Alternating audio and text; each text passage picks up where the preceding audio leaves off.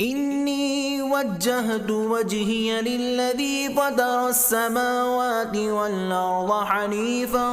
وما أنا من المشركين إن صلاتي ونسكي ومحياي ومماتي لله رب العالمين